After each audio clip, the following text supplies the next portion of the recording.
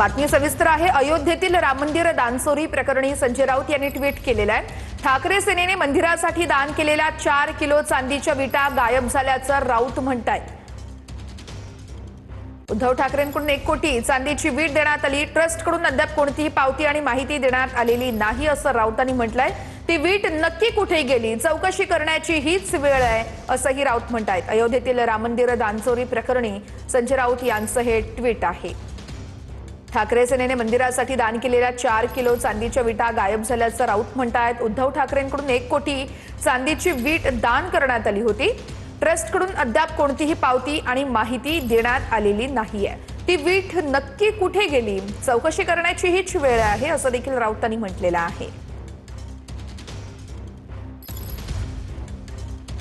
ठाकरे सेनेने मंदिरासाठी दान केलेल्या 4 किलो चांदीच्या विटा गायब झाल्याचा आरोप केला जातो। उद्धव ठाकरेंकडून 1 कोटी म्हणजे चांदीची वीट दान करण्यात आलेली आहे आणि ज्यावेळेस दान करण्यात आलं होतं त्यावेळेसचा फोटो देखील यावेळेस ट्विट करण्यात आलेला आहे। हाच तो फोटो आपण बघतोय। उद्धव ठाकरे, आदित्य ठाकरे आणि संजय राऊत देखील या फोटोमध्ये उपस्थित असल्याचं आपण पाहतोय। अयोध्येतील राम मंदिर दानचोरी प्रकरणी संजय राऊत यांचं ट्विट आणि 4 किलो चांदीच्या विटा गायब झालेल्या आहेत। त्या विटा ती वीट नेमकी कुठे गेली आहे असा देखील सवाल यावेळेस संजय राऊत यांनी उपस्थित केलेला आहे। ट्रस्टकडून अद्याप कोणतीही पावती आणि माहिती देण्यात आलेली नाहीये।